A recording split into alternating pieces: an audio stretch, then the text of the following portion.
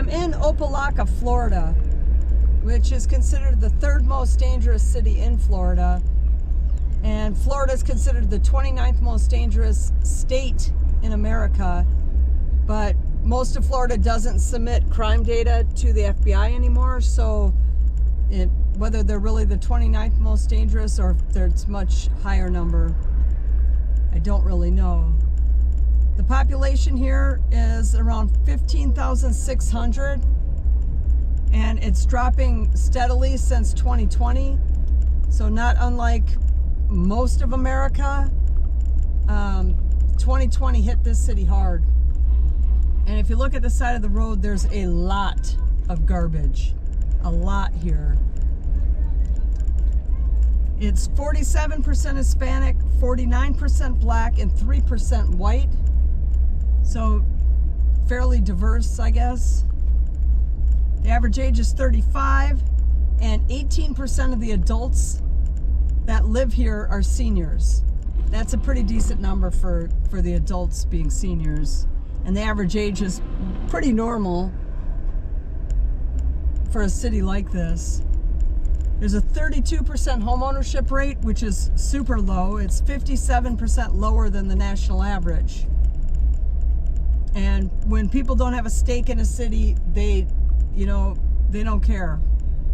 And it shows in a lot of cities with super low homeownership rates. And this is 32% is, it's getting down there. The average home value is $169,000. And the rent is around $900 a month. The average rent is around $900 a month. The average income here is $31,000, which is a little on the low side, but kind of typical for a city like this with higher crime.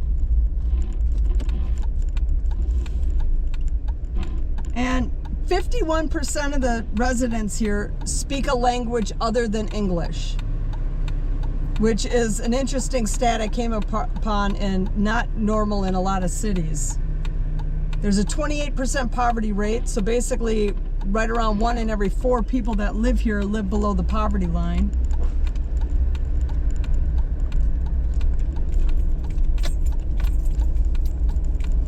A lot of this stuff looks like it's closed up.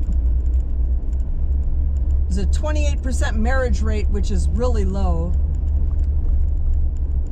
54% of the people that live here were born either here in Locka or in the state of Florida.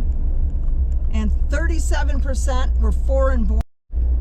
Sorry about that, the GoPro cut out.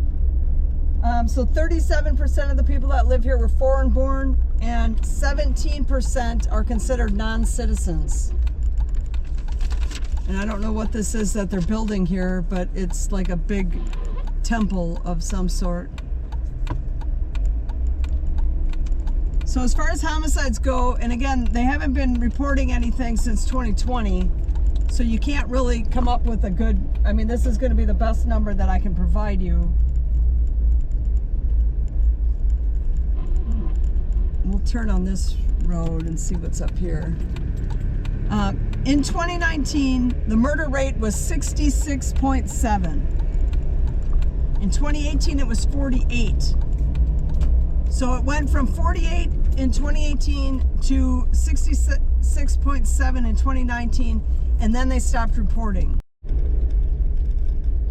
So the GoPro is cutting out again, and I'm going to try and get these stats in before it stops working completely. It's a little warm here, and it's making the camera warm. So the homicides were going up, the murder rates were going up, and then they just stopped reporting it. Like, that's going to make the city safer. Just, let's make sure nobody knows about it.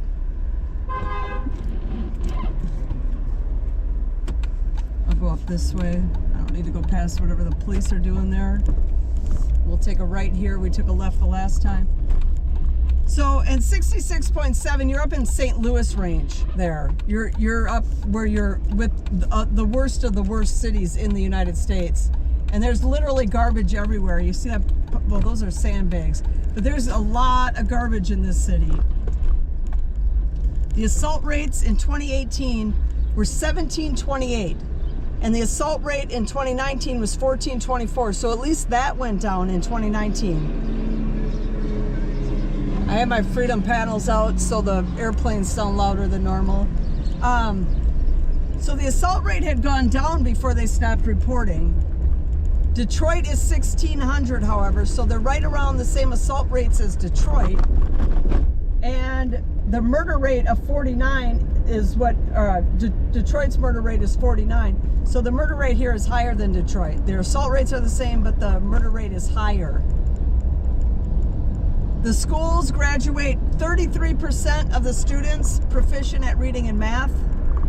So 1 out of every 3 students that graduates can read and do math at grade level, 12th grade level. The state of Florida is pretty good, that's 55%.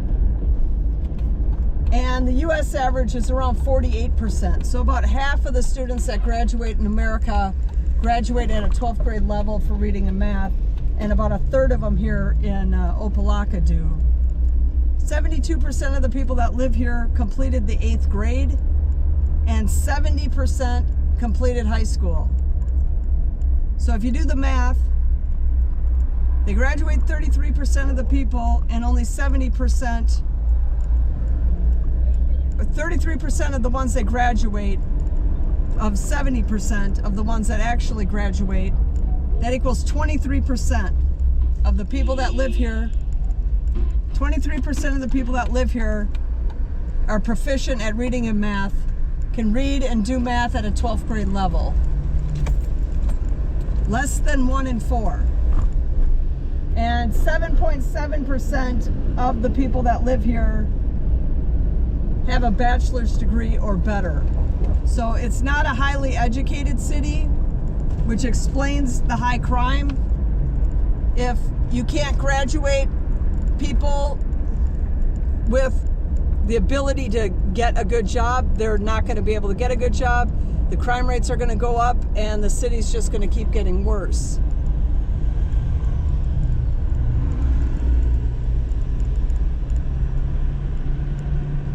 And once you get on that spiral, and they stopped reporting, so you can use your own deductive reasoning. Use the context clues. The murder rates were going up substantially, and then suddenly they just stopped reporting crimes to the FBI. So you can decide if you think, what reason you think that they suddenly just stopped submitting stuff when they had been submitting it for many years prior to that, like since they needed to report stuff before that. So, but we're starting to lose the light, and I'm going to let this play out for just a little bit longer.